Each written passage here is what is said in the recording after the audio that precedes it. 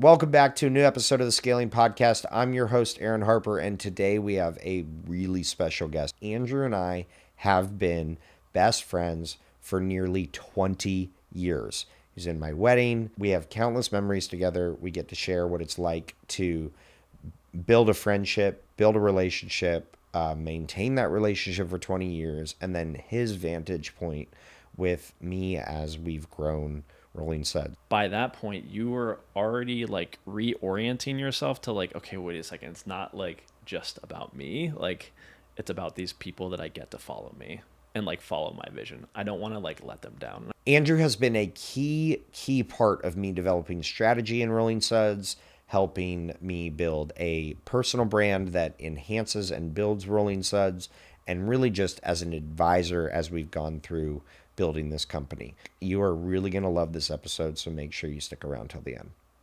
Andrew, welcome to the show. Thank you. So this is going to be a really special episode for a variety of reasons. So let me just set this, let me just set the stage for the audience. So Andrew and I have known each other since I was 18 years old, and Andrew was 18 years old. We were roommates in college. Andrew currently works at a massive healthcare biotech 50,000 person, whatever, company, but we're not here to talk about that today. No, we're not. We are here to talk about the last almost 20 years of friendship. And the thing I think that's going to be really interesting for the audience, who, at least the ones that know me, is you've known me well before Suds, well before Rolling Suds has been launched. You probably ask yourself sometimes, how the hell did Suds get launched, given my background? And so, anyways, I thought it'd be cool to just kind of go down memory lane a little bit. And then also, as we've launched Suds, I talk to you multiple times per week and everything like that. So, Andrew, welcome to the show. Thank you for having me. So why don't you just tell the audience a little bit about you, a little bit how we know each other, and we'll start there. Cool. So you and I met when we were 18 years old, fresh out of high school. We were dorm roommates in a triple. I don't know. Should we go into the story? Yeah, let's do it. Let's go into all of it. I'll share from my perspective, kind of what those first couple of days were like. So, we had moved into a dorm unit. There was a triple, a double, and a single. Both you and I were brought into a triple. They had very specific rules about what should happen in a triple in terms of room setup and who you know. Correct. And all of it. Right? Mm-hmm. Yeah, correct. I played by the rules. Yeah, I did not. I played by the rules, which is that I didn't try to finagle any situation. When I got to the dorm, I had found that my bed had been placed right next to a bathroom toilet stall.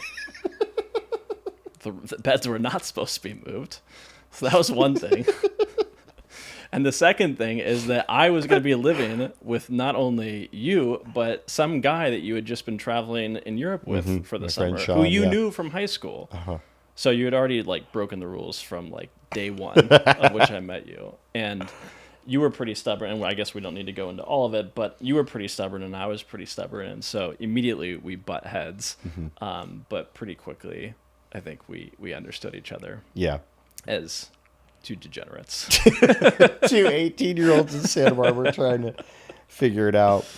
Yeah. And then like what I also love about our friendship is, like, as much as we give each other a hard time, like we've constantly made each other better. And sure. I think every, at least every meaningful friendship is all about helping and adding value and stuff like that. So there was a time where we were working in college, and I was like, you moved home and I moved home. And then we both were like, hey, we need to get back. Like we did City College, and then we went into UCSB. And I was like, no, dude, don't move home. No. Like, what are you doing? Come back. And you did. You came back. You got into UCSB through I don't know. A miracle. A miracle. Yeah, literal miracle. I think there were some emails. No, you were. I'm going to interrupt you. You were working for, I think, the dean at the time. Where you had Oh, some that's connections to the right. That's dean. right. I was. And I was trying to transfer from Santa Barbara City College to UCSB. So just to take us a step back, when we moved in the dorms together, we both had this vision that we both wanted to transfer. And in this dorm unit, we had a couple people that definitely were never going to transfer. Right. And they made that clear in terms of like how they spent their time and how serious they were. Right, but we definitely did. And you were ahead of the curve. So you had a very clear path about how you were going to transfer. I had a clear path too. I just wasn't executing on the plan. But when you had transferred, you had gotten the insight into like UCSB and like what the move is and like how you go about that process. And you coached me. You were like, this is the way to do it. Like, these are the people that you need to reach out to. Like, are you following the systems? Are you following the thing that I told you to do? And I was like, no, I don't need to do that. Like, you're an idiot. I don't need your help. And I like quickly found that was like not gonna work for me. And so, yeah, you absolutely helped me. You convinced me to move back to Santa Barbara because I had moved back home for like all of 2 weeks. And yeah, then I successfully transferred in. You transferred in, yeah. And then you actually made the decision to live with me again, God, even after living with me already. And you were campaigning. So as I do. Yeah. So living in a triple with you was both amazing and awful all at the same time. And like on any given day, I didn't know which one it was going to be. And then, when I had transferred to UCSB, you had said, dude, we should totally live together. And I was like, recalling everything from my first time living with you, when we were both 18, thinking like, God, like 21 or 22, do I really want to do this again? But yeah, we did. We were two blocks. It's insane. I tell my friends about this. We were like 2 blocks from the beach. We would like get our surfboards, like ride to the beach and like just 3 minutes. Yeah, and just like do that on a Tuesday. Mm-hmm. It was like the most incredible thing ever. And just for the listeners, for those who don't know, UC Santa Barbara is amongst the top party schools in the entire world. We lived in a town called Isla Vista, which was a 1.5 square mile town that had 40,000 college students living in 1.5 square miles. And there is a party happening every second of every minute of every day. And basically what the weeks would look like is from 8 a.m. on Monday morning until Friday night at like 10 p.m. or 11 p.m. we would be working really hard in school, like in the library every night, eating Freebirds, like, I ended up graduating with honors. Like Andrew did really well. Like our friends did really well. But then from about 10 p.m., 11 p.m. on Friday till Sunday at Monday at 3 a.m. God knows what was happening. 100%. We were partying. We were out. We were at college. It was wild. And somehow we maintained that lifestyle, living in Isla Vista for 4 years. Yeah. So just to set the stage. So, why do you think we became such good friends? Well, I was just going to say, like, in terms of like Santa Barbara, it's like the party school, and you were definitely someone that like wanted to go out, and I definitely was someone that did not want to go out. Mm-hmm. And I we would go rage from time to time, but you were constantly trying to pull me in a direction that I was not willing to go. Yeah. And I actually think that that's like one of the like connecting pieces for us, is that we are so different in certain ways and so similar in other ways. And so, I don't know. I think we both want to like continue to get better, and we both like the like honest, transparent, like very direct, sarcastic, like part of our relationship that allows us to be like 100% ourselves.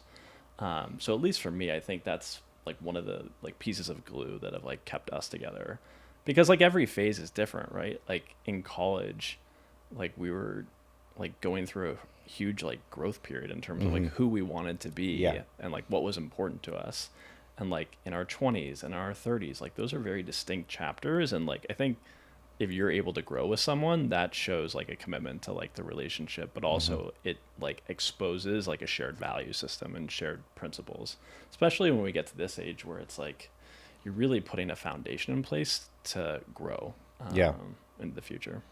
Dude, it's so hard to meet like people at this age Yeah, and it's like really hard. become close friends with them and like develop like a meaningful friendship and relationship, because it's just like back then we didn't have anything other to do. Like it was just like we're just gonna like now we have like kids and life, and so time is like much more valuable, at least Yeah. for me. It's like, all right, well, if I have an hour a day, let's just say, where I'm going to spend my time talking to someone on the phone outside of work or outside of like anything professional, it's like, well, I'm going to pick the friend that I've known for like the majority of my life or Yeah. half my life or whatever.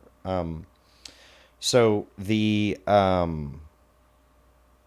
so leading up to kind of, you know, Rolling Suds, because a lot of people here that might be listening or know me, that's like all they know about me. Yeah. So, well, maybe it's not all they know about me, but it's a lot of what they know about me. You know a lot more about me. From your perspective, like, how did we go from like two drunk kids in college throwing stuff that shouldn't be thrown, or in your case, ripping plants out of the ground? Plead the fifth. To, you know, now being where we are. Yeah, honestly, I have I have no idea. If you would have told me 20 years ago that, for example, you would be the CEO of anything, I would not have believed you as an 18-year-old.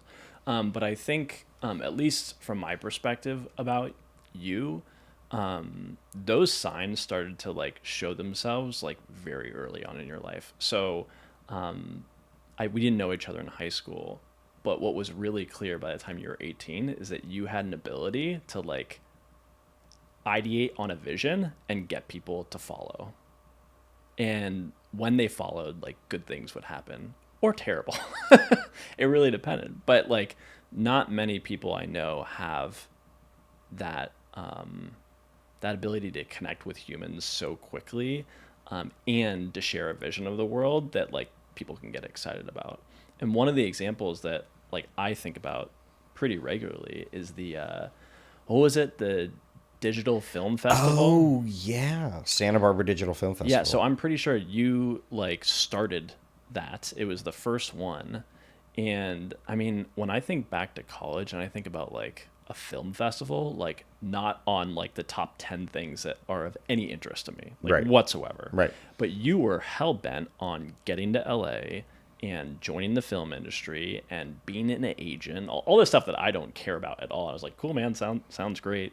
But you were trying to like pull LA up into Santa Barbara. And for those that aren't familiar, Santa Barbara is north by like what, an hour and a half? Maybe 2 hours, whatever. Hour and a half, 2 hours. But Yeah. Santa Barbara is separated enough from LA where they're like two different worlds. And you're Correct. like, I'm hell bent on bringing this world in LA up to Santa Barbara and to like have people see and feel it. And so you founded this thing called the Santa Barbara Digital Film Festival that was going to be at UCSB, and you were going to have a big event, and you would tell me about it. You'd say, I'm going to bring like all these people. There's going to be these films. There's going to be a red carpet. It's going to be crazy. Actually, Chase, we're going to have to put the picture on this podcast of there's a great picture of us Standing on the red carpet. Yeah. And I bring that up because did I think you could like pull it off?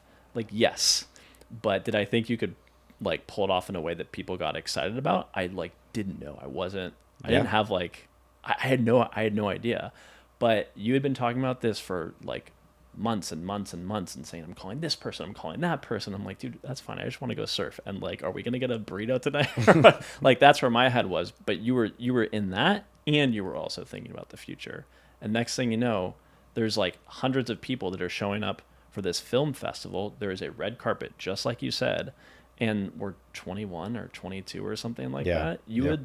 you were a catalyst for something that like I don't know of any college student that could pull that off. So anyways, I think about that for you because at such a young age that created like vision, it created organization, it required like all these conversations to be happening, between all the other things that you were trying to do, and you made it happen. So at least for me, that's like the starting point. Yeah. Yeah, I remember you. That's funny that you reminded me of that. I mean, we like got volunteers, and I had like a committee of volunteers, Yeah. and I was like telling them to do things. You were like the CEO. You were legitimately like you were like the operator, the CEO of Yeah. it, like the planner, the everything. It still goes on, I think, today. It's awesome. And people made like films based upon it. Like they were like, oh yeah, I'm gonna like make these films for this festival. It was super cool. That was fun. Oh yeah, and we raised money for Haiti too. Do you remember that? I do. That was wild. But like quickly, I wasn't a part of it at all. Right. Like just to be super clear, I was like we were living together senior year, and you would just like come home excited about a thing, right? And you over the years have been excited about a lot of different things. So this could have just been one of those things that didn't go anywhere, and it was just an idea that went away. But like you executed on it, and it like was real. Yeah.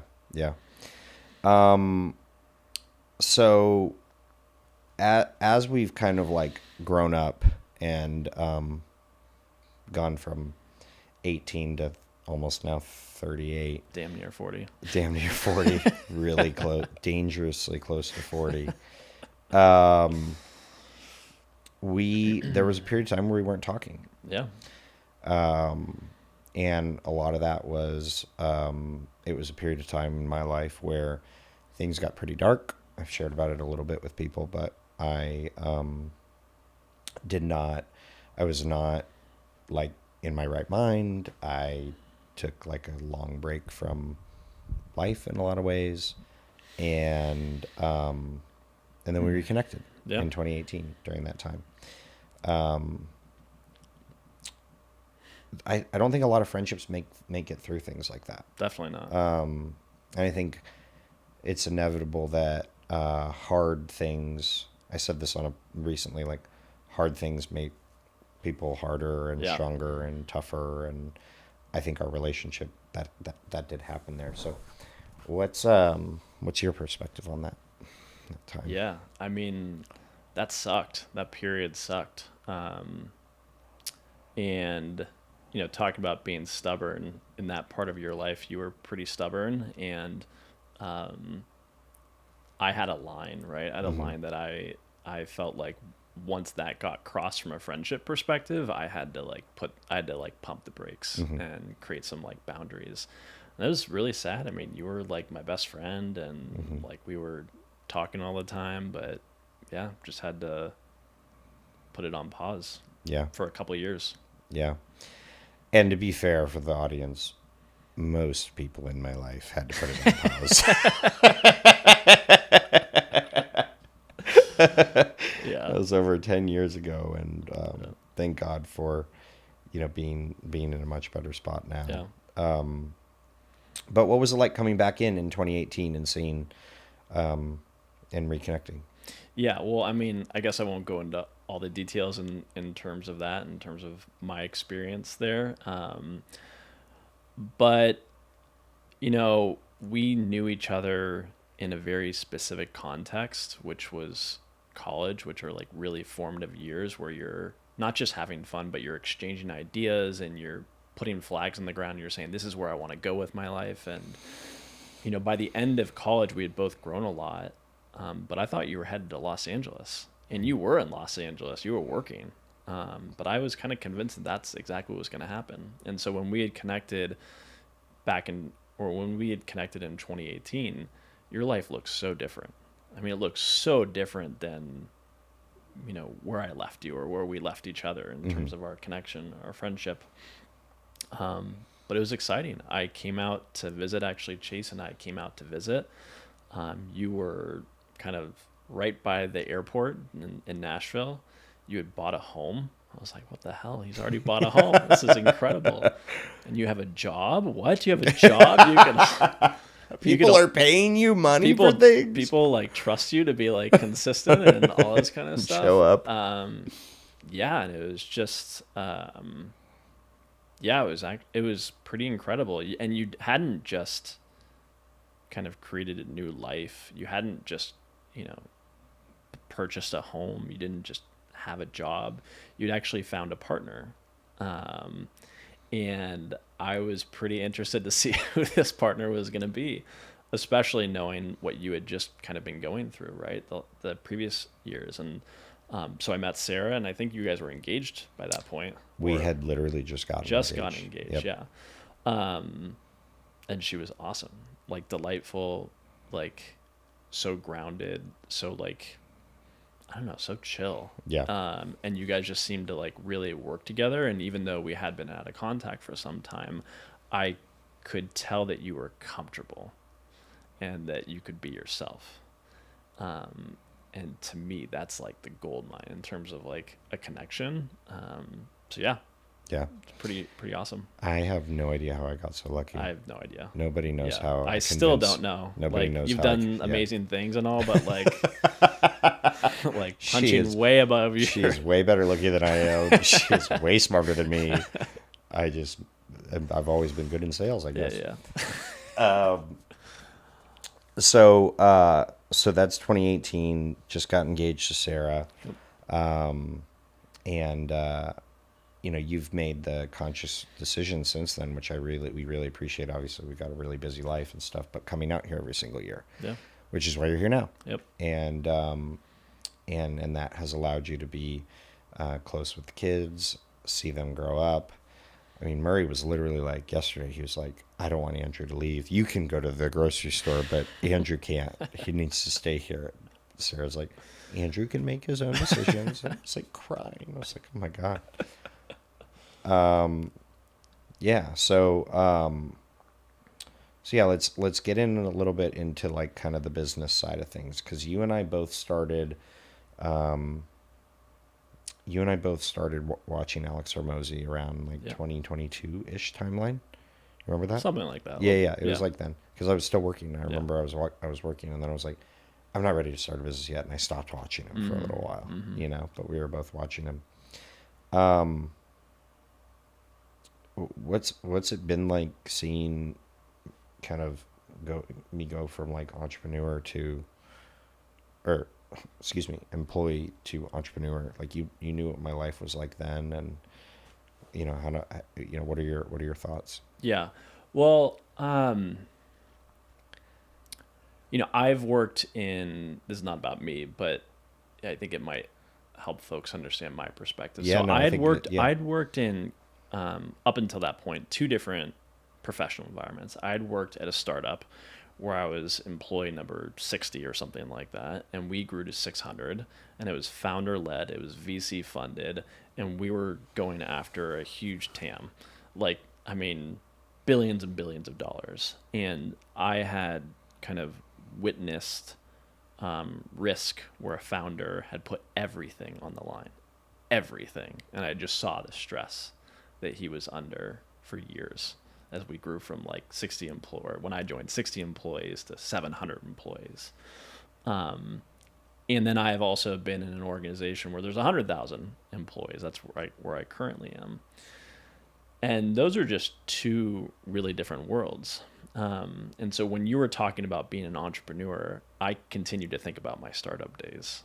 And, you know, I was in the Tenderloin, which is a really rough part of San Francisco, at 6 a.m. in the morning for years, trying to just scratch and crawl my way, you know, into growing this business. And so I knew what you were trying to do, and it was going to be really, really hard. And up until that point, you had been in franchising on the sales side and expressed a real interest to like help bridge the gap between like sales and operationalizing, you know, a franchisee to get them to the point where they're successful a couple of years down the line. And I think that there was some real opportunities that you saw in the franchising world about how do you actually like be a servant, or how do you serve that franchisee in a way that like makes their investment worthwhile and does the things that you had said that they were going to do on the front end. And that was going to be a huge, huge uphill challenge for you if you were to take on, that next chapter. But I was stoked for you because when we talked about it, like you had to do this whole thing. Like you couldn't just be a cog in a wheel. You couldn't just be the sales guy. I tried. Yeah, you really tried. And you were damn good at it. I tried. But I think it really, like, to pull the curtain back for those, that have watched your content and become familiar with who you are, way before Rolling Suds, you were expressing, at least to me, deep frustration with how franchisees were being treated. Yeah. After you had gotten them to sign. And I thought that like spoke a lot to like who you were, because again, if we think back to college, sometimes we were pretty selfish people, right? In terms of what's good for us. And by that point, you were already like reorienting yourself to like, okay, wait a second. It's not like just about me. Like it's about these people that I get to follow me and like follow my vision. I don't want to like let them down. And I think that was like a theme that kept coming up on the sales side of franchising that you really wanted to get out of. And there was only one path to do that, which was to carve your own path and to try your best to do it in a way that actually served the mission that you were trying to orient yourself to. Yeah, the thing that just drove me crazy is when I was on the sales side, I'd be like, they're going to give you this X, Y, Z thing. And I'd be like, cool, that sounds great. I'm going to tell these guys. And then I'd call some of them a year later and they would laugh at me or hang up on me or whatever. And I like had zero control over what happened after they signed the agreement. And I had no other, in my mind, there was no other option. It was like, we got to go. I got to do this. I've never raised capital before. Yeah. You were actually with us. So she was pregnant. Sarah was pregnant with Margaret. And we went on our like baby moon, which involved bringing Andrew. I didn't know I was on your baby moon. It's the first I'm hearing about that. It's not really a baby moon. It's the last trip before other baby comes. We just did the same thing with Ann and Dan. They went on our baby moon. It's just excuse to have a trip. What was that? What was that like when I was negotiating that deal? That was November of like, was it? Yeah. November? So fill in the gaps for me and kind of tell me where I'm off here. But at that point in time, were you employed still or no? When we went at that specific time, that weekend that we went away. Oh no, I don't think you were. Yeah. No, I was very jobless. Yeah. Yeah. And so maybe just taking a step back here, you had made the decision that I'm going to be an entrepreneur, and it happened like pretty quickly. Well, yeah. So let me tell the audience a funny story. So I basically wrote an email responding to my boss where I worked at a company that did franchising, and and he didn't receive it, and I'm on a meeting with the other VPs of the company, me and him, and he can't find my email anywhere, and my email is in junk because it came from Aaron.Harper at franchiseoverdrive.com, not the company I was working for. Yep. And he goes, "Oh, what's Franchise Overdrive?" And I was like, and he's like, "Do we need to have a conversation after this?" I was like, "We sure do." And I told him afterwards, like, "Hey, I'm gonna find a brand. I don't know what it is yet. It's not gonna compete with any of your brands, but I'm gonna find a brand. I'm gonna franchise it." And I thought I still had a job because he was like, "I'm just glad you're not going to work for someone else." Well, a month later, it turns out I didn't have a job anymore, which is fine because it's probably what I would have done as well now looking back as a business owner. Like, but anyway, so that was when it was like the boats were burned. Like it was like, I got to figure this out. So that was October, like ish, third, fourth week of October. And then we went in November. Back, So it was a few weeks after I had lost my job. So, I mean, right. You had made the decision pretty quickly, I think, in that summer or late summer that you wanted to do your own thing. And again, for the audience, the context is you're the most successful salesperson in that whole company, probably in its history, making a lot of money consistently, year over year. You had a path to own a brand. You had a path to grow in their organization. So money was going to continue to get thrown at you. And there was no reason to believe that you would not hit those goals. Yeah. So clearly like money wasn't the thing. It just wasn't. And you were just hell-bent on doing this, which to me, again, this is how you and I are different. I'm much more conservative. I mean, Yeah. much more conservative in terms of my investments, much more conservative in terms of the swings that I'm going to take.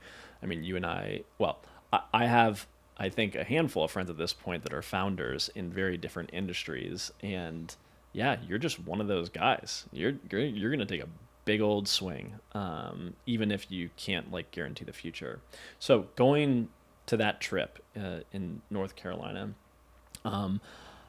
we're driving up there. I think I'm trying to convince you to file for unemployment so you can get money. Yeah, you were Yeah, trying to you convince just, me. I mean, you had just moved into a new home. Yeah, you yeah. like had Yeah. a baby on the way. Yeah, yeah, you yeah. already had a baby. Like your wife is a stay-at-home mom. Like, what the hell, dude? Yeah, Like, yeah. Like, do whatever you can. Like, that's my conservative side speaking. And I was like, no, I'm just going to raise You're capital. just like, no, I'm not gonna do what you're suggesting, even if it's in my own best interest. But who's counting? You're just like, I'm gonna do the thing, and the thing was that you were trying to, again, fill in the gaps here, but you're trying to secure funding.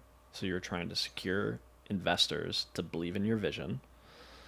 You were, I think, trying to secure the rights to the brand itself. Which I needed. It was a chicken or the egg situation. And you were just batshit crazy because you were also pouring in money, your own money, Yep. into creating logos and design for what a truck would look like. For FD, franchise disclosure document, legal fees. Everything. Yeah. And you had no line of sight into a deal. I mean, you were working a pipeline of investors, but they were not in the final stages. No, they weren't pushing writing back. a check. Yeah. And what I remember about that, and I took a couple pictures of you. Maybe we can put this on the podcast too, Chase. But I took a couple pictures of you while you were walking around in the front yard of this Airbnb, which was, by the way, not a fancy Airbnb. No. This is like partially because of me, because I didn't want a fancy Airbnb. 100%. Not partially. I'm like 100%. You're unemployed, and like we're going to a cheaper Airbnb, and it was cheaper. I think our toilet got clogged. We all shared one toilet. One toilet, Me, yeah. you, Sarah, Murray. Yeah. But anyways, you were battling a bunch of different fronts. You were trying to secure investment. You were staying in touch with the Wendling family, who was like a new relationship that you were still trying to cultivate and demonstrate that you could be the person that could actually grow their brand.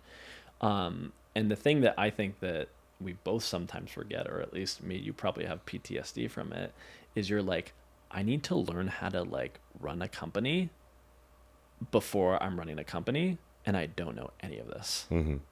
I don't know any of this. And again, like from my perspective, I'm like, well, if you don't know any of this, like, why are you doing it? Yeah. And like the truth is that the only way that you learn is by doing and failing and then getting up and like doing it again and doing it again and doing it again. And so you would get this feedback from investors about certain things not making sense or, whatever. And you'd be like, okay, cool. I need to like go learn a thing. I'm going to go learn the thing and then I'm going to make it better. I'm going to come back to them. And then you would have these relationships that you had been like cultivating where you actually needed advice and a different perspective. And you'd go to them and you're like, I'm kind of stuck here. I'm not really sure what to do, but you would leverage them, right? You would, and these are people that actually wanted to see you succeed. So they were happy to do it.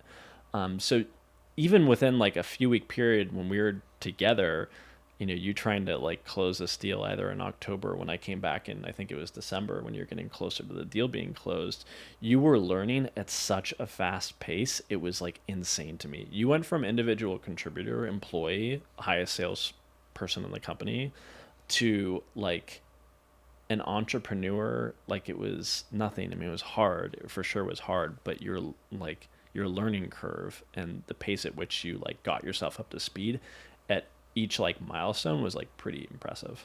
Thanks. Yeah, I mean it was October when I got let go, and we closed the deal in like beginning of the second week of January. Yeah.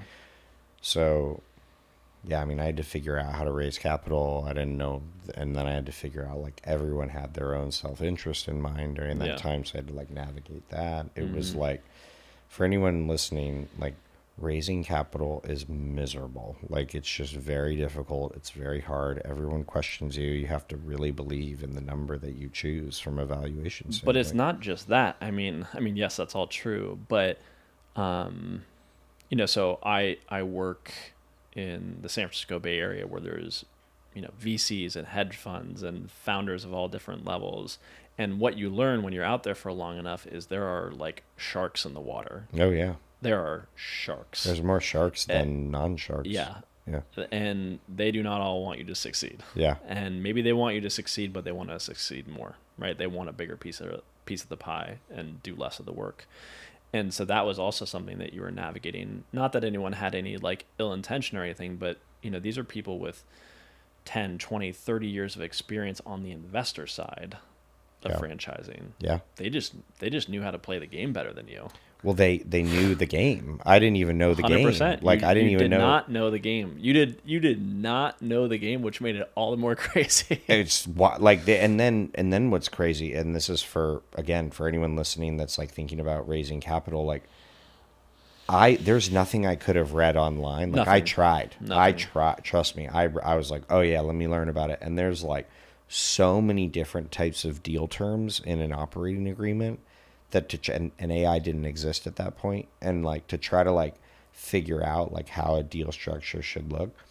So I put the trust in like the people that were advising me to come Yeah. up with a deal that made sense so that everyone works towards a goal. Well, when I got the presented deal to me, I was like, I'm not going to be a minority owner in my own company. Are you out of your mind? Like, Yeah. and so then I was like, and this was like at the finish line. Yeah. And so it's at the finish line, and we're not even on the same, like where they wanted to be versus where I was. Like we're not even playing. We're not only on the same page. Yep. Like we're not even in the same book. Yeah. And like they're doing science fiction, and I'm over here in romance. Like there's no way. Yeah. And so I basically was just like, all right, here's the pre-money valuation. I'm investing my own money, and here's the percentage of the company I'm selling at this valuation. And we'll do a preferred, Yep. which I learned at the time was just they get a preferred return on their dollars. Do you want in? And the boats were burned. I had to get the deal closed. Yeah. So it was like it wasn't a matter. Baby on the way. Baby on the way. Stay at home life. Biggest mortgage New I've ever home. had. Oh my god. It's No crazy. unemployment. It's so crazy. It's so crazy to think about. So, do yeah. you mind if I Go ahead. jump in? So, I think just going back to our like relationship, Yeah, right? yeah, So I was along for the ride, right? I saw I don't want to be an employee, I want to be an entrepreneur. Then I saw I'm actually negotiating a deal.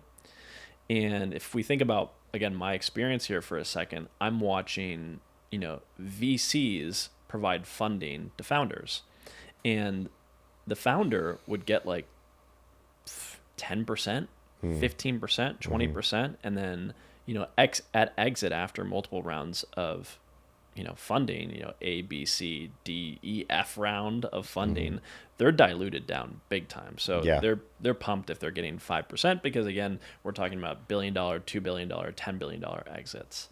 So from my perspective, I was like, what do you mean you have like a problem with these terms? And again, I think this just speaks to you only know what you know, right? And it was a totally different world. Like franchising in terms of like, how large of capital you need to bring up front were the terms for a franchisor versus just like a founder in like tech land. It was just so different. And so you were really operating alone on an island. And again, it just reminded, me of watching, my founder be alone. There's no one to help you. Like you have to figure it out. Like no one's going to save you. Yeah. Well, what I'll say is, yes, it's lonely being a business owner, but like I have been able to call you at every single turn of running this company. And while you're not a founder and a business owner, like you know a lot about a lot of things. and it's probably because you spend so much time on Reddit. But you know a lot about a lot of things, and we have that pre-existing relationship. So it's like, I mean, there have been times where I'd call you and be like, I don't know what's going on. Like, I have no idea. Like this, you know, and I think every business owner, like, is this going to even work out? You know, and sometimes the problems we make are bigger in our head than they actually are in real life. But I just want to thank you, because being able to call you this last few years and bounce ideas off and has been incredibly valuable and made me feel less alone. Yeah. Well, you're welcome. Maybe to take a step back, let's go back to the time in which you were trying to raise funds. So I was, I'd been out here. I'd been, hearing some of these calls, listening to some of these calls about how things were progressing about, funding or, securing the rights, et cetera. And you had, in that time, thought about trying to raise funds from even friends and family. Like, you were literally calling I shouldn't say you were calling everyone, but I think that you were open to taking capital from the right people if it made sense, and you were just wanting to understand who might be in. And so you had called me and you'd asked, do you want to invest? Oh, that was when I was still doing the friends and family round, or was thinking I wanted to do. Yeah. And the short answer is that I pretty quickly knew the answer was no, not because I didn't believe in your ability to execute, but what I did believe is that I thought that it could interfere with our friendship. There are a lot of friends that can invest in their friend's company, especially when they get FU money, and it's just like, it's a small part of their overall position, but that was not the position that I was in. And I felt like, I am here to be supportive, but like mixing like money and this new business venture was not going to be like the best thing for us. Yeah, for sure. So I respectfully declined. I have since regretted that. No, I'm actually like, I know that it was the right choice for me personally at that time. The second thing is, and I'm gonna take us in a totally different direction, is that there was a period of time, let's call it in the back half of, I guess, 2022, when you were trying to figure out like the founding team, let's call it. Again, just watching yourself as kind of being alone in this journey, there was a point where I really wanted to be your co-founder of Rolling Suds. And I considered bringing it up to you, but I decided not to. And I thought to myself, if the opportunity comes up, I will say yes, but it has to come from him. Yeah. What I started to recognize as time moved forward and just some of the information that I was privy to, it was going to be really important for you to go at the speed that felt right for you, more than anything. Yeah. And again, some of the differences between us is that you are incredibly decisive. Yeah. And you make not just decisive, like you make decisions really quickly. And so I didn't think that I was going to be helpful from that perspective. Where I did think I was going to be helpful is from a culture standpoint, like an operations standpoint, and someone that could be kind of a sounding board to the rest of the organization. Again, just thinking about like the startup world that I came from, like the number of stakeholders as the company grows and scales and your customers scale, like you need a number two to like take some of that burden off of you. But you found really great team members along the way. And despite the whole like co-founder thing not making sense, in terms of this company, both from like an equity standpoint and like responsibility standpoint, my focus in that next chapter was going to be like, well, how can, if I'm not investing, if I'm not on the team, how can I provide value in ways that are like uniquely helpful? And one of the ways that I felt that I could be helpful was to just give you like a no BS perspective. Yeah. Whether I disagreed with you on, something about, franchisees or team members or how something's landing or whatever. I thought it was going to be important for you to hear from someone that didn't have a vested interest Yeah. in something, whether it was equity or their investments or being a team member and the politics behind that. And so it's been really fun. Like I've gotten so much out of the experience, and it's like so cool to see where things are at today and, you know, where things are going. But yeah, I don't think you knew that. I did not know that. Yeah. That's really cool. Yeah. Yeah, I mean, there's been certain times where we're having long conversations about the business, and I'm like, man, you know a lot about this stuff, and you'd probably know more about franchising right now Oh, than 99.9% of the universe. Yeah, well, you know, the thing is that like I for sure did not know anything about franchising until, you know, you started to share more in 2018 and 2019. But a lot of the stuff that you and I talk about isn't about franchising. Like that's the model. Right. It's What we're about talking about business people. and Yeah. we're talking about people. That Yeah. we always talk about this. It's like the common denominator. And you need different characters at different stages of the company to accomplish really specific things, or they need to be able to wear a bunch of different hats based on the stage of the company. And so I think that's where like our most fruitful conversations have come from, which is like, okay, really what we're talking about here are a bunch of humans, right? It could be the franchisee, it could be everything that they're putting on the line, right? And how to support them and how to have them like follow systems so they can be successful. Or it could be like really early team members that, you know, while amazing, like might not be the best fit for that next stage of growth, which by the way, I've been on the other side of that table myself, growing with a company that was, again, pretty small team, all things considered, to like massive and like national.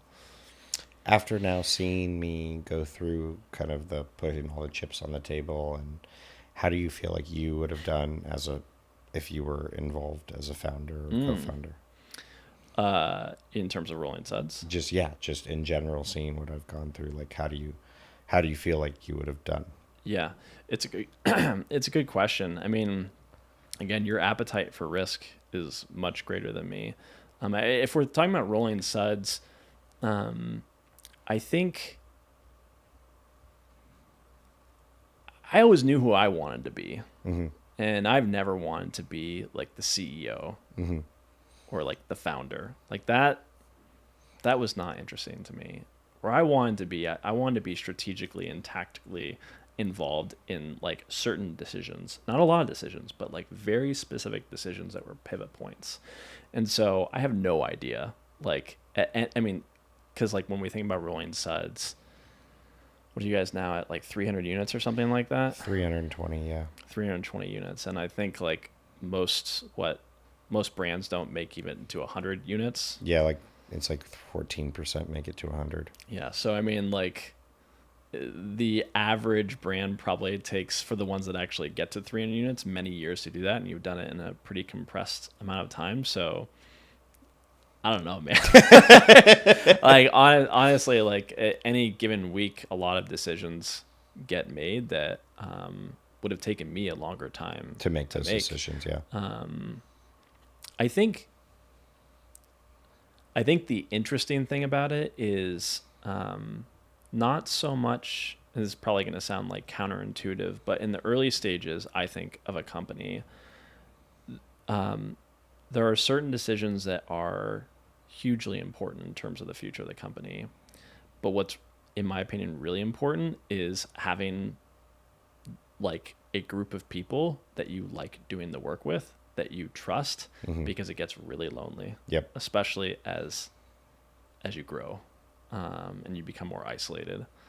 So yeah. Yeah, I think that loneliness is one of the biggest reasons why either people in business don't make it or they don't decide to do it. Yeah. Because it is incredibly lonely. You are oftentimes making decisions and no one else has the level of context that you're making, and it might be a 51 to 49 decision, and you're going to choose one of those two. But like having people like Chase on board and being able to talk to you in the evenings or bring things up with other family and friends, and just know that there are people there that are caring about me regardless of what the kind of economic impact is really great. And I think any business owner needs to make sure that if they have that, they nurture it, because it's really hard to get lost in building a business. Absolutely. And there's so many different fronts that you're fighting. I mean, I think that's been the really interesting thing for me to see as you've grown the business. I mean, like again, going back to the early days, you don't even have a team member yet and you're already like you're already selling. Mm-hmm. But you're like trying to think about marketing and you're trying to think about legal stuff and you're trying to think about training and the brand and managing, business partners being the Wendlings. Yeah, It's a lot to juggle. it's a lot to juggle. And, you have your personal life. What are the expectations that your wife has of you? Mm-hmm. You can talk about these things until they're blue in the face, like, this is what the future is. This is what I'm going to do. This is what you're going to do. Then we're going to have a kid, or then we're going to have two kids. And like, it's all theory. And I think that's the other thing to like parallel it to like business. Like the business plan is theory. Like you're making these assumptions saying that like, I'm setting a rubric together. And if people follow this thing, they're going to be successful. Well, humans are messy and they don't want to follow the rubric, or they go off for some reason, or there's some market dynamic that makes it challenging to do it in that area. And so it's how you adapt. And that's what's been really interesting about watching you is like adapting to different requirements that the business has. I mean, there was sales and you grew it really fast. What did you grow the first 100 units? I think I did like the first 160 roughly. Yeah. So whatever, half of the total units sold thus far, closed thus far. And then you had to like let go of your baby. Mm-hmm. The sales function was one of the hardest things I've had to do. And you were on the phone constantly. I mean, constantly. Yeah. I mean, just back to back to back to back all day. to back to back to back to back. Go to sleep, do it all Wake over up, again. do it all over again. It was wild. That was a wild part of the business, and I mean, it's all been wild. Oh, I have something that I want to say too. Yeah. Or I want to put in front of you. So, I think one of the just from the seat that I've sat in, watching you grow this thing, and then even before you knew that you want to be an entrepreneur, is some of the challenges with the industry, right? And how you've been anything that you have said to me privately, I have found that you say the exact same thing publicly. Which isn't always the best option, but I do that sometimes. Yeah. And there's a time and the place, and we've talked about it, right? Uh-huh. And there's a time and the place, right? But I think that's been one of the really like fun things, and frankly, like really hard things, is to be building a business in an industry and on also talking about an industry and where the opportunities to actually provide even greater support to the people that like get on board, the franchisees that are like leaving their W-2 and deciding to like buy into the vision. And I think that's been one of the super interesting parts about this whole story is it's not surprising to me that you're trying to do too much. Let's be honest. Generally but the fact that you've kind of doubled down on content and like sharing in the story and like what's working and what's not working and opportunities, I don't think there's many franchisors that I can think of that are willing to sign up for that level of risk and scrutiny and pushback. Mm-hmm. And that should, I hope that history will look back on that and say, like, despite all the pushback, that was like the right thing to do. Yeah, I hope so too. I mean, I'm hearing a lot about it from other people, since I've kind of veered my content towards more of a personal versus a theoretical note, even though those feelings that I have about the industry are very personal feelings. You're seeing a lot of people now echo a lot of those same things that did receive a lot of pushback. And just for the listeners who are listening, it's the pushing towards kind of having a more responsible kind of ethical behavior and promoting that within the industry for franchisors to have more money when they launch, for them to be more transparent in the sales process, for them to decide not to sign up people who don't have the time to start a business, and kind of thinking through, like, instead of how do we just sell franchises, how do we create the right partnerships so that franchisees and franchisors can have long-term success. And while the franchisee franchisor relationship is one of the most nuanced business relationships in Ever. ever, maybe ever, I think there's still opportunities for the industry to grow. And what ends up happening is when there is kind of a changing of the guard happening, meaning there's a generation of franchisors, franchise professionals, franchise suppliers getting ready to retire or retiring, and people in their 30s coming in and saying, "Hey, we're gonna turn this thing upside down on its head, and we're gonna talk about it." Like, you inevitably ruffle feathers, and my content has done that with some folks, and but I still do believe that the messaging behind it is the right messaging. I appreciate you saying that. And you're right. It also does open me up for scrutiny, for people to say, "Oh, well, you're not perfect." I never said I was perfect. I just said, us as an industry, there are things we could talk about to do better. And ultimately, what I found in doing that is many of the people who were staunch supporters of that kind of mission and those movements were like, "This is ruffling too many feathers. We need to stop."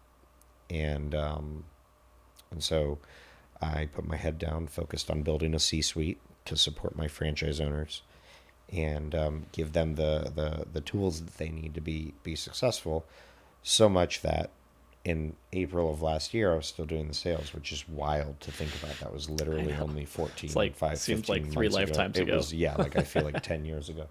And now we have a full C-suite in place, including a CEO that really Yeah. knows what they're doing. So sitting here with you, creating content, writing, doing different things to promote the brand in different ways versus doing it inside, is really where I see myself having the most value, but also for my own personal life. Yeah.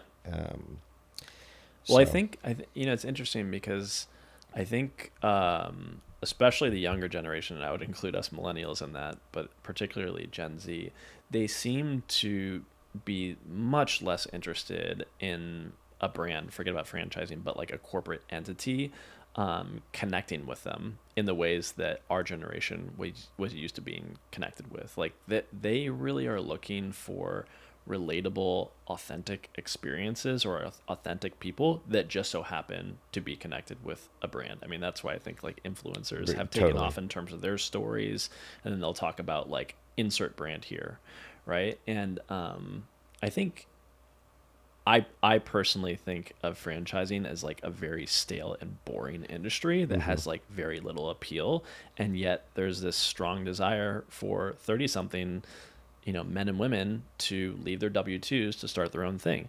And maybe there's a path to go buy like some boring business that's just like a laundromat or whatever the thing is. But maybe there is something that's like an interesting middle ground where like you have the systems, you have like the proven concept, you have like some compass to follow that, oh my gosh, I can actually like go do the thing. But how do you like get there? And I think that there are voices, there are people, maybe people like yourself, that can be an on-ramp for that learning journey of like, okay, like I always saw myself as a nurse, Mm-hmm. or I was going to go get the MBA so I could climb the corporate ladder, but then that turns out to like be like a path to nowhere. Maybe I can like actually try something for myself, and I don't know of any other way to do it than content. Then through content. Unless like you magically like go to like some cocktail party or like a friend's house and someone's Yeah. connected and they have an opportunity. I mean, information for our lifetimes has been gatekept, Mm-hmm. either because you're not in the right clique or not in the right circle, or you didn't get the right level of education, therefore access to the people that had the information, to all of a sudden it's being flipped on its head. You have two huge kind of technological advances. One, you have like GPTs, right? So you can like search and get the answers and continue to prompt it to get more information back based Yeah. on a whole pool of data that exists out there. That's one way. The other way is through these personalities, through YouTube, Instagram, TikTok, whatever the thing is, saying like, I actually want to give back and help people understand a path, and that insert again like Alex Hormozy, Cody Sanchez, Right. all these people, like the Twitter, world. And so all of a sudden there's this new opportunity to like share in like what you've learned. And I think that like especially the older generation, like they just don't get it. No. They just They don't understand don't it get at it all. because like if we think about like my dad as an example, when he got his like master's degree, it was like a very small proportion of the population that got a master's degree. Well, he's in his 80s now. That's not the way the world works now. Like you don't have to get a master's degree or an MBA to get access to the information, and they still don't understand. You can explain it Yeah. 1,500 times, they won't understand. Yeah. I have noticed that, as you know, through the older generation saying, and even our generation too, like, why are you creating content?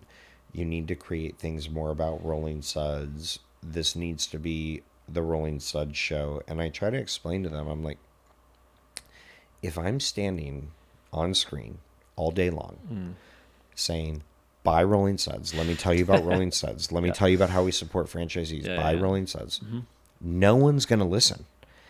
And then in their mind, a lot of the people who don't understand content, it's, oh, well, you're just out there talking about yourself. Yeah, I don't have any other businesses. Like, this is my business, and anything that trickles down from this goes to Rolling Suds. And we're fortunate to be able to find great franchisees from this. But the way content works is they develop a people develop a relationship with the content creator, in our Yep. case, the business owner, me, Yeah. or Hormozy or whoever, that then makes them feel comfortable with that brand or doing business with that. Or at least beginning to explore it. Yes. It's a call to action to explore the thing. Like if you have some brand awareness about whatever, Aaron Harper or Rolling Suds, okay, cool. I want to learn more. The call to action is I want to learn more. Yeah. Or you could just do what everyone else does and push, buy my thing, buy my Yeah. thing. Yeah. You get that everywhere. You get that from Yeah. billboards. You get advertisements on your phone. Like, Yeah. there's nothing interesting about that anymore. And Yeah. I think that people haven't like quite understood yet that that paradigm has been broken. I think it's the harder now than ever than it's been to build like the next Coke or the next Pepsi or the next, like, I just think that it's so, everything's so social media based, and people want to meet real people, and develop relationships with real people.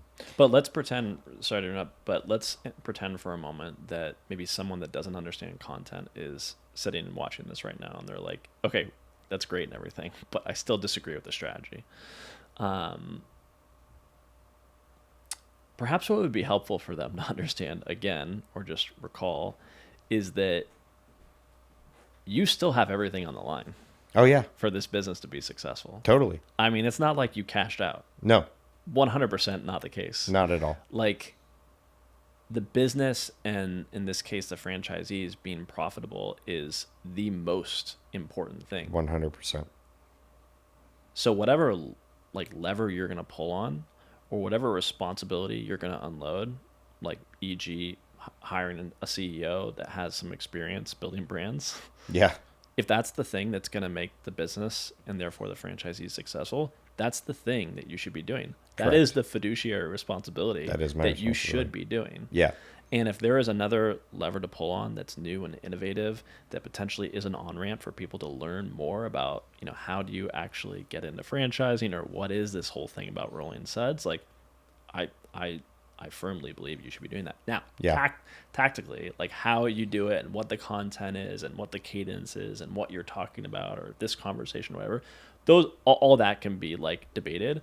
But the content piece, the on-ramp of like learning about what this whole thing is, no better distribution method than someone that could pick up their phone and start learning at 2 a.m. in the morning in a different country that has no idea about franchising than content. Yeah. I just firmly believe that. I do too, and the numbers say it too. Like we ran the numbers at Yeah. the beginning of the year. Yeah. Like we were able to generate millions of dollars in revenue to support our franchisees. As a result of that, we were able the revenue generated from content creation, meaning, just to be clear for those who don't understand the business model, there's acquisition channels to find franchisees. There are broker and consultant relationships that are like real estate agents for franchises. And then there's organic social media content. Those are our two channels. And the more organic social media content we create that generates more franchisees through that channel, the less we have to pay in acquisition costs. And acquisition costs for franchisees is our highest outgoing expense. And so the team that we've built, Tom, our CEO, the Greg, our CFO, like the team that we built, we were able to afford because of content. Had we not done that, we'd be farther behind. One of the things, just kind of switching gears a little bit, like this podcast is about like scaling your business and scaling your life. And I'm having you read, or I suggested that you read The 5 Types of Wealth, because it's been really helpful for me to read that book and kind of like really look down on my life. Kind of like how we say working on your business instead of in your business, like working on your life instead of in your life. Yep. You can spend like years and years and years working in your life and like very little time working on it. That's been a huge pivot for me, and the content alongside that pivot has also been a huge pivot. And what I'd love is share your experience for you personally with kind of like working on your life versus in your life, and then maybe let's just get into like what that looks like now as people building their lives versus just their businesses or their wealth, so to speak. Give me more. Tell me more about what you're looking for. So tell me about how you want to build your life based upon digging deeper into a book like The 5 Types of Wealth and analyzing your life and building it. Yeah. Well, I think for me, like the first thing that has come to mind more recently is that like community is like a really important aspect of a full life. And so let's just talk about either you or me or like Chase. There's only so many people that know Andrew or Aaron or Chase as an 18-year-old, or for you guys for much longer. Continuing to pour into those relationships is like critical, because I can't go find another person that knows 18-year-old Andrew. No. I can't. It's absolutely not possible. And so you talked about like me coming out here, whatever it is, once a year or so. That's just one example of like continuing to invest in like one of the pillars of a full life that I've identified as like really important, in addition to wanting to expand that cup and not just have it be a few people, but meet even more people and have more interesting experiences. The second thing for me, at least, is like time wealth. Like I want to own my time. That is like, meaning not trading time for money. Correct. Yeah. Like I don't want to be clocking in for someone and someone else's thing Till you're 60. Yeah, there's no chance. I won't do it. That's my flag in the ground right here. Like I want to be on I want to make a decision in my like late 40s that says next week I'm going to be in this place, and I don't have to ask for permission. That is like, I can't think of a better thing to like think of as a goal or value, because you don't know how much time you have. Like, right. I mean, like the book talks about, like, from now until, whatever, like you're only going to see your parents a certain number of times. Do you want to say no to one of those opportunities because some boss wanted you somewhere? Right. No. Yeah. For me, what's really interesting is like family. Like it's kind of a, like parents, yes, 100%, but also like finding a partner and having a kid or having 2 kids. I mean, I can't think of another way to get excited about the back half of life than having a little human that grows into their own adult with their own ideas, that push back on you, that give you a run for your money, like Murray does for me. Yeah, and what those hard things do in terms of like cultivating an even stronger relationship between you and your partner. I mean, that context between you and your partner about having a baby and like the responsibilities and like, all of it. Like, I just can't think of a cooler thing to share, again, in the back half of life with someone than having kids or having a kid. Yeah. I have, as you know, and the audience might know this if they follow me online, but I have completely pivoted toward like what matters.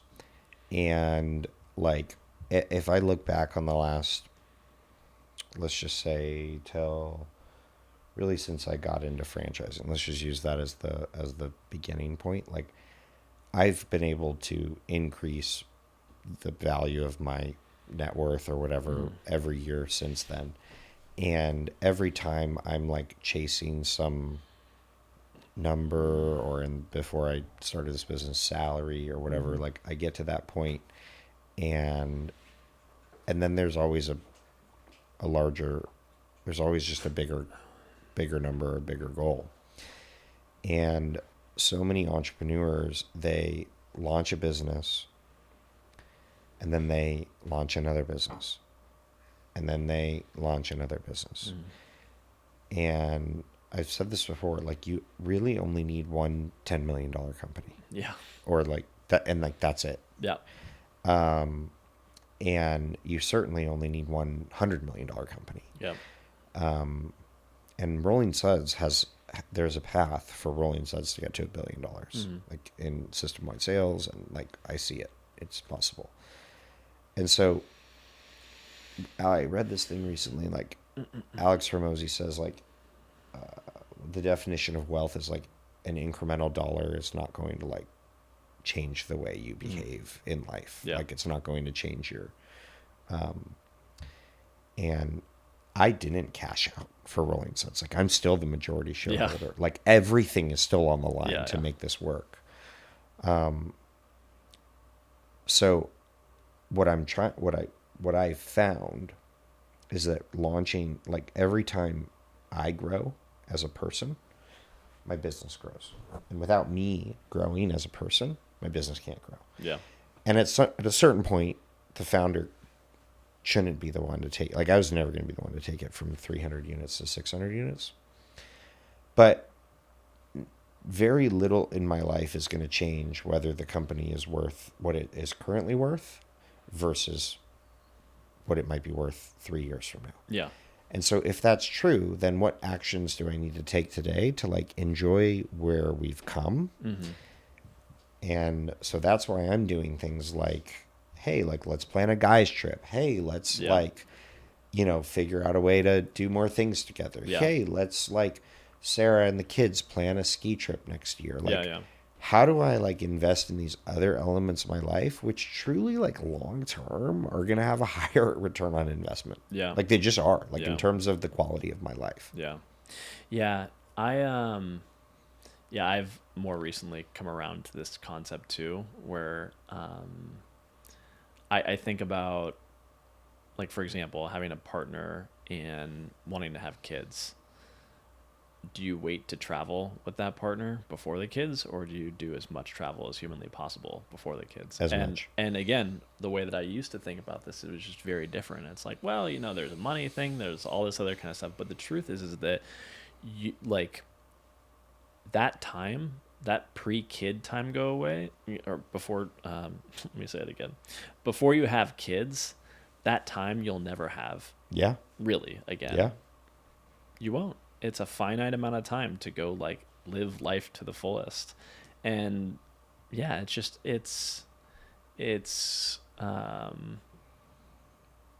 you don't really consider these things in the moment. At least for me, I haven't considered them. Yeah. Yeah. So we have gotten really into, this is probably funny for the audience, but like I used to eat like ultra processed foods all the time. Like I would eat sugar 4 or 5 nights a week.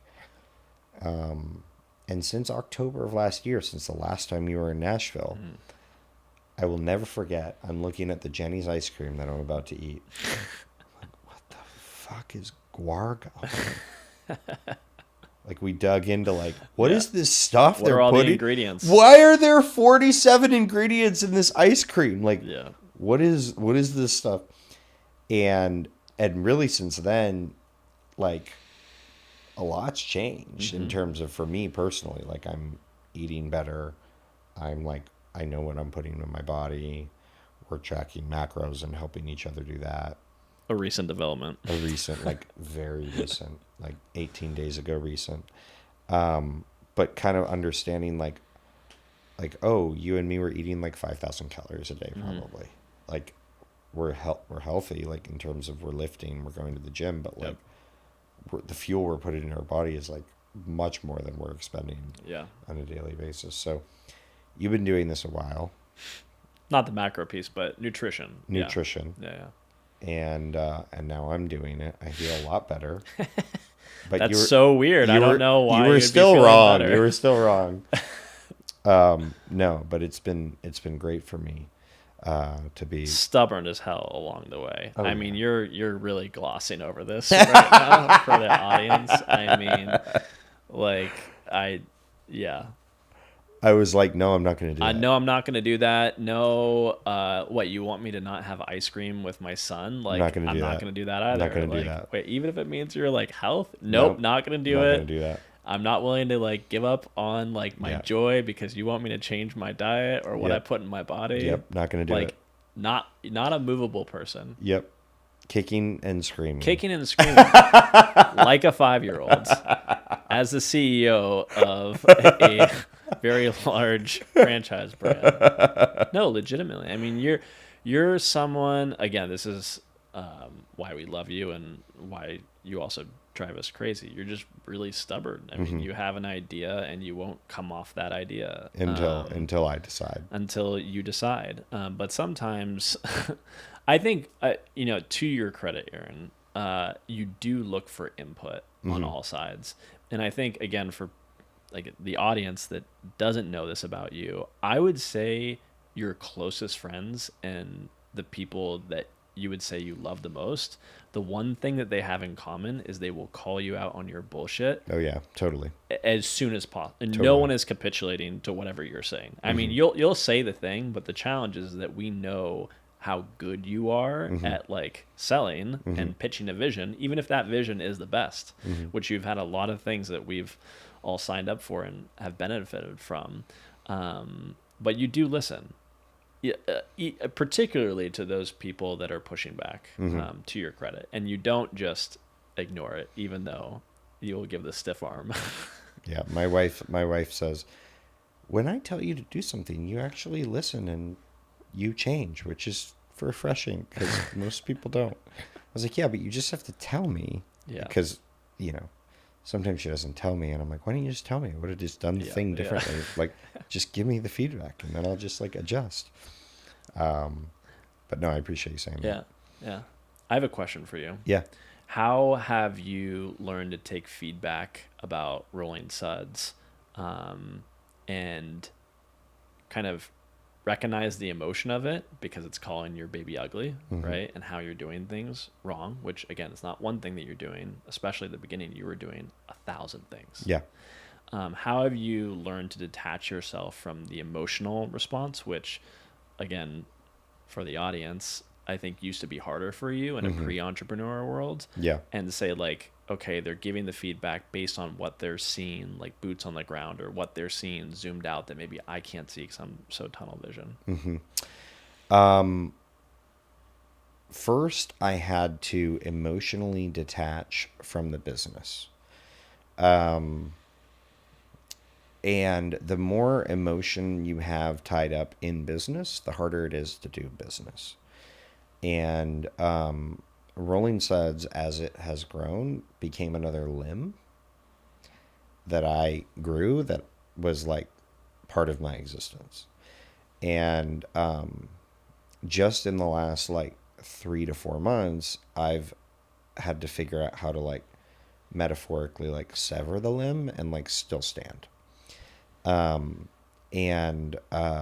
When I have received feedback in the past, either if it's from team members or investors or people like that, that limb was still attached, and I didn't know if it was if you're gonna break it, But what I've started to do, particularly in the last like 3 to 4 to 5 months ish, is remove myself from it in the sense that the business exists without me. And in fact, the more it exists without me, theoretically, the better it is off, the more value it has, especially if I put the right people in place. And in doing that, I've been able to look down at the different places of the business and remove the emotion a little bit more. Now, also hiring Tom has been a big piece of that, because when problems happen in a business, no matter what, they always the biggest ones go up to the CEO, no matter what.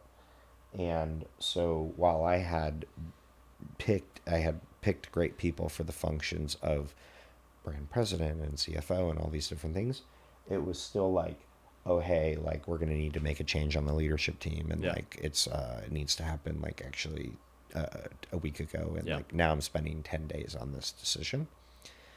And that was emotionally taxing for me. And it literally took like everything I had. And now I am not responsible for figuring those pieces out. I've empowered someone who's really great to do that. And I feel much more like me than I've ever felt. Like I went to this conference at France and I was sitting there with my friend Karen Lavin, and she's like, Aaron, like you seem kind of relaxed in yourself. Like this time last year when you were at this conference, you were not relaxed in yourself. And that's awesome feedback. It was. Yeah. So it's much easier to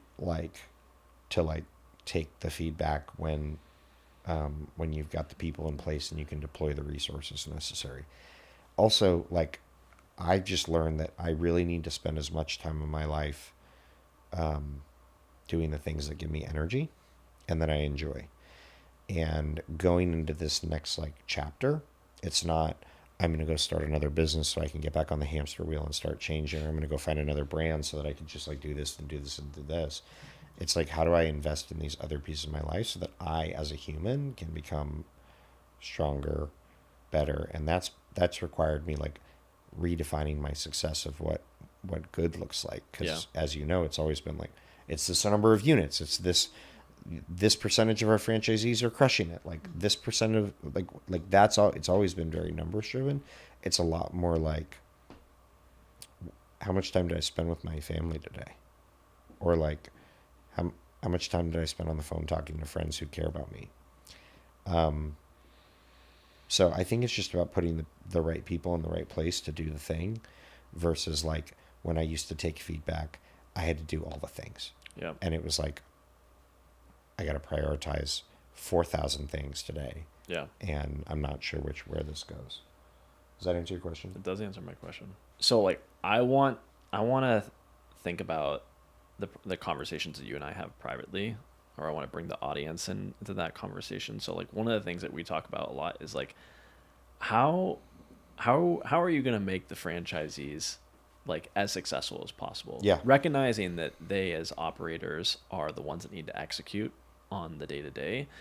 And yet there's this responsibility for the franchisor to like support them. Yeah. Like in this like new chapter where you have stepped aside to let a CEO come run the business with you as a chairman, what does the next chapter look like in terms of ensuring their success? Because again, like you have everything wrapped up in this. So you're very much tied to their individual success and the aggregate as a whole. Yeah. So my CEOs, so what I was going to tell you is like everything is still on the line to make them successful. Like everything I've got, and so, and for my CEO, his goals are, and compensation as a result is largely tied to specific initiatives that help franchise owners be successful. And his job and my job to then approve these different initiatives on a quarterly basis is to turn Rolling Suds from an emerging brand to a mature brand. Yeah. And he's done that before. However, like I pride myself on knowing that like I've always had a pretty clear idea of what's right for my business. meaning like what the business needs to grow, even if it means me stepping aside, which I started hiring for that role in October of last Yeah. year, as you know. I'll give you a perfect example. I, like many of the other franchisors out there, have gone down the other brand rabbit hole at least twice since I launched. And my thought was, well, if I add another brand, the franchisees will have another business that they could bolt on. And then we'll have more franchise fees from territories that we don't sell or whatever. And we'll use that to support the franchise owners. And we'll have a whole other business. And what I have come back to is, how can I just double down on helping the franchisees that we already have succeed? And the last thing that I want to do is divert either my resources away from them, or their resources away from their business, even if it means holiday lights as another whatever, which I'm not going to do, at least not at this point. So then what are we if that's true, then how do we like maximize value for franchise owners? And so let's say I would put another $500,000 towards starting another brand. What if I just put that towards national accounts for the next 12 to 18 months? Like, what would that actually return? And what that's returned is like big jobs for franchise owners that they have had to do nothing to get other than just buy into the franchise. Yep. And one of the reasons why I hired Tom is because at least at the last brand he was part of, with the restoration concept, like it's a much more competitive industry for national accounts. You're talking like State Farm and he built a national accounts division from up to $9 million a month for franchise owners in 3 years. And so that's just one example of like, how do we invest the resources that we currently have into maximizing value creation? And when the franchisees make money and are profitable, they're happy. And if they're happy and profitable and making money, they're going to buy more territories. Yeah. They're going to tell their friends about us, and we'll be able to then expand our footprint nationally. Another thing that we could do, other than launching another brand, again, that's because what most people do, is expand into Canada. Yeah. And expanding into Canada would give us additional footprint. It would make us more nationally and now internationally known, which would then help the franchisees be able to say, hey, we're the biggest in the U.S. and also Canada, and we might be expanding in the future. So I think about those larger scale things while the CEO and the C-suite is in the business day to day, making sure that the franchisees have the day-to-day support that they need. Whereas I'm thinking about how can we spend $1 million, $500,000, and give Tom the resources he needs to execute those different strategies. And as long as I'm the majority shareholder in the company, which I don't have any intention on that changing right now, I will be the one making those decisions moving forward. Therefore, the decisions that I make are for the benefit of the franchise owners. And the more clear that I am mentally, because I'm able to do the things that I enjoy, the better decisions I'm going to be able to make for them. If I'm doing a bunch of stuff that I don't enjoy, or I'm like stretched too thin, or I'm whatever, like I can't make the one or two decisions that year, or at least have the clarity to make the one or two decisions that year that are fundamentally going to change the business in a way that's going to positively impact the franchise owners. Yeah. And being able to sit here with you and have conversations like this, or the interview that I did earlier with another franchisor, and share ideas like that, like that's what gives me energy. And it allows me to get my creative juices flowing to where I can make better decisions and actually help the business more.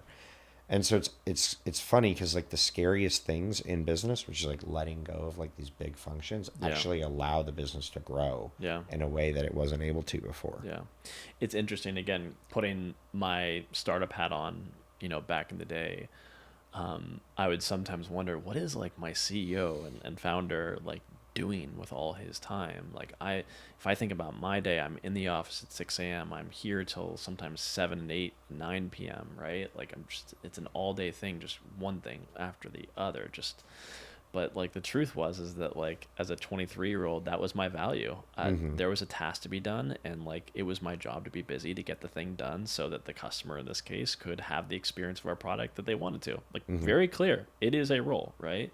And I think that's sometimes what's really hard to understand about the CEO role or even the C-suite role is that, and again, push back if you disagree, but my thinking is that they're responsible for a few really important decisions for the year. Their busy is a different type of busy than someone that's in the front, in the trenches. Even the franchisee, the franchisee is very much in the trenches or very much trying to slap backs and make new relationships and get the awareness out about the product that they provide their community. I mean, that's a busy type of job. So like thinking about this from like a franchisor side, how are you, when you think about like your team, now it's in this case Tom's team, but like what do you want the culture of like Rolling Suds, like corporate, the franchisor to be that therefore supports the franchisees? And like how are you going to help continue to support that? Because like my belief is that like you have to invest in the culture, otherwise you don't have a culture. Yeah. So we're a remote company, as you know, and there has been a lot more that we could do to enhance the connectivity between the different departments. And Tom's aware of that. He's been in a remote environment before. While our executive team is very close because we meet weekly with our level 10 meetings, oftentimes the employees in the marketing department don't talk to the employees in the operations department. And so Tom basically has a budget that he can use to get everyone together multiple times per year in person so that he can. And one of those is happening in August. We're also bringing some our top franchisees out as well as kind of a regional meeting covering the cost for that. We're doing our actual annual convention as well with all of the team members. So they'll be there in person together. So really being really intentional about how do we get in person as much as possible. Whereas I don't think it necessarily makes sense for us to all be like in the same building every single day. However, I have thought about that multiple times, and what the differences would be if that were the case or not the case. We'd get different talent, right? Because if you're constrained to only one market, you're only going to be able to get the talent there. And I think we have some really great talent on our team. But how do we get the team together, and how do we get everyone kind of interacting and bonding and being and building relationships with one another? And by the way, this also exists with the franchise owners. Like the more we can get in person and not just meet once a year for our annual convention, the better. And that's why I sent Tom on a 3-week listening tour. Like he hasn't been home for like he got back last Friday and he was gone for 3 weeks. Yeah. And he asked to do that, and I said, yes, like whatever you need, and he wants to meet individually with every franchise owner to get their understanding of not only the overall business, but where their individual business is at. So he can come back to me and say, hey, Aaron, this is where I think we need to deploy resources. Mm-hmm. And here are some of the constraints that I think we can solve. And here's the most important ones that we need to solve in the next 90 days. Do you approve? Mm-hmm. And I say, yeah, let's go. Like, tell me what you need to do that. And so that's really my role is being able to like empower people to do great things and then like more or less get out of their way and then provide resources and be a cheerleader in the background as they do that. My role is not what it was a year ago. My role is not what it was 6 months ago. It's very different because the business is very different. But I'm still the majority shareholder and there's still like everything on the line and I gotta make it work. So I know that like integrity is very important to you, and I'm curious about how you're thinking about supporting franchisees in a way that has the highest degree of integrity, knowing that, again, in the industry, there have been some challenges. How are you thinking about putting that best foot forward and letting not only your team, but the franchisees in the greater like industry know that you are actually doing what you're saying you're going to do? Yeah. So internally with the franchisees at this point, with the resources that we have put in place, at this life stage of our business, I would like to think that they should be able to feel pretty confident in terms of the resource allocation that we've made, that they are in a great spot. We and also for the franchisees that are about to sign, we have built for the long term. I would argue that many of the brands that come in, for whether it's intentional or not, have to build for the short term because they don't have the capital necessary, or they don't know what they're doing. Yeah. So they don't even know who to hire because their expertise is not franchising, it's line striping or roofing or what have you. Whereas the team that we've put together and the team that I've invested in, which is frankly like a large expense as a business owner, as a new business owner, is like over 100 years of franchisor experience. And it's people who have seen what's around the corner and know what to do when things are around the corner. And so putting that team in place is what I've done internally to support the franchise owners. Externally to the industry, the best thing I can do is continue to tell the story online in unique ways, like having a podcast like this, or creating a newsletter, or paralleling some of the things that I've learned in that business and with kind of training for an Ironman that hopefully will make an impact on the other franchisors in the industry who are trying to figure out what does it look like. Yeah. I asked there was a guy at the conference, and he had a swim school. And the business has been around for like 30 years. And he's like, wait, you just hired a professional CEO? I was like, yeah. He goes, you're paying a professional CEO salary? I was like, yeah.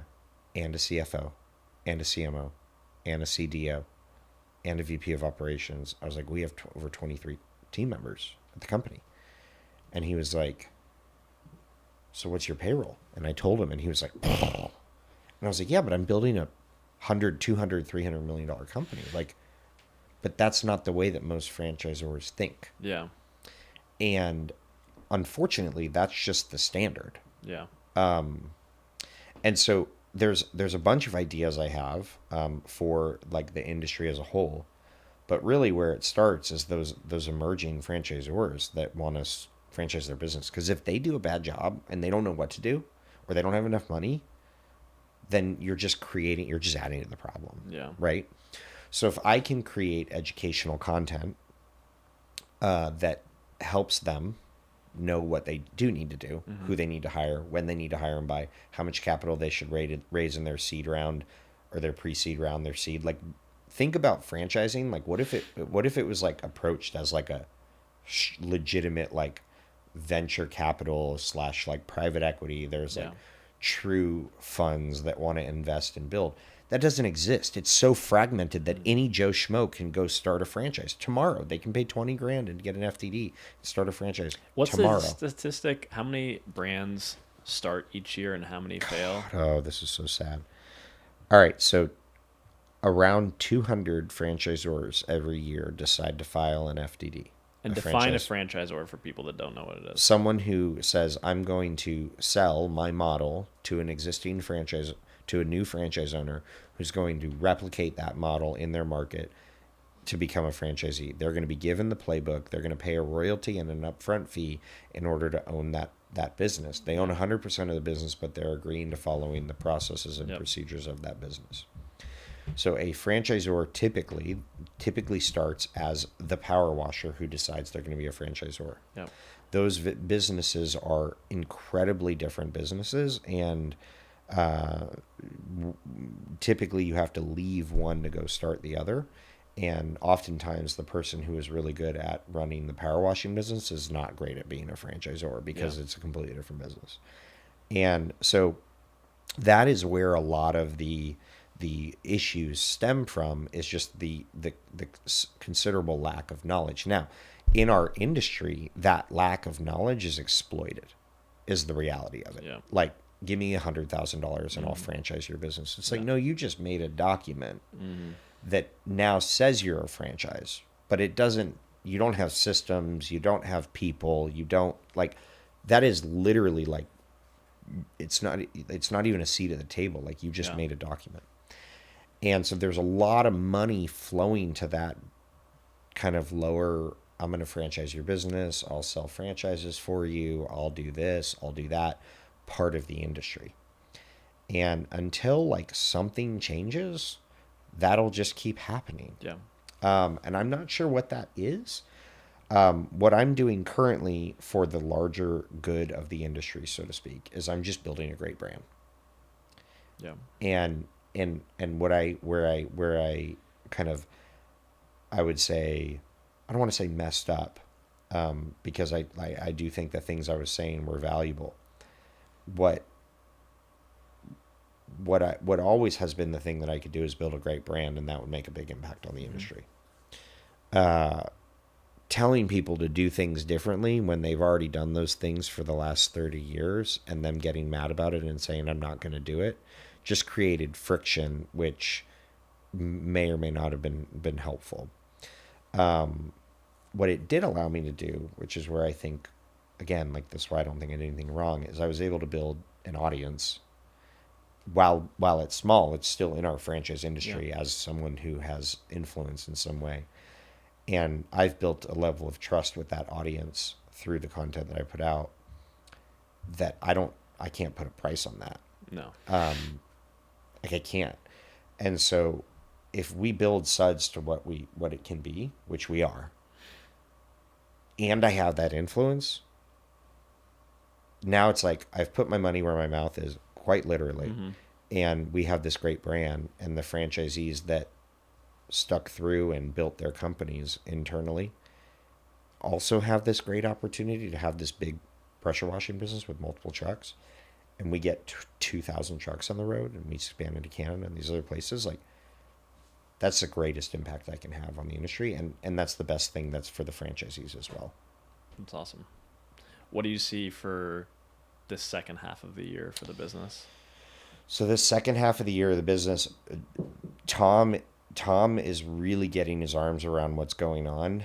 And I've always prided myself on hiring people that are smarter than me in that specific realm. So they have their quarterly planning meeting the week after next.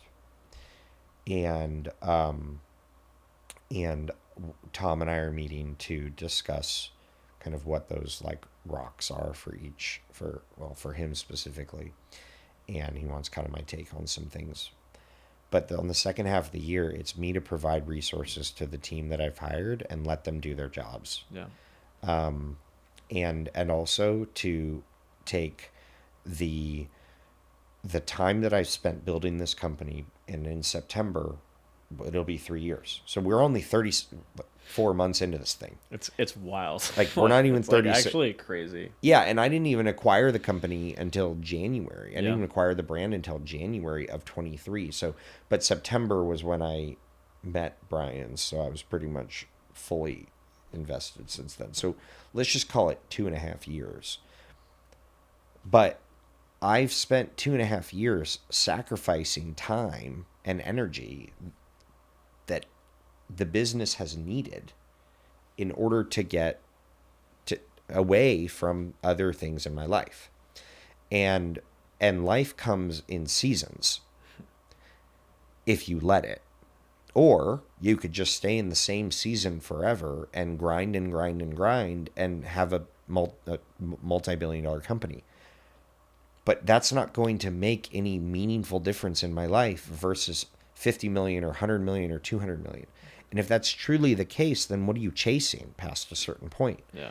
And so the season of building a company is now going to be the season of building my life and using the company as a mechanism so that I can build my life, build my health, build my fitness, build my long-term sustainability and relationships with my kids, invest time in my friendships and my marriage and my family and vacations and things like that, which will then give me the clarity that I need to give my team the resources that they need to execute on the business plan.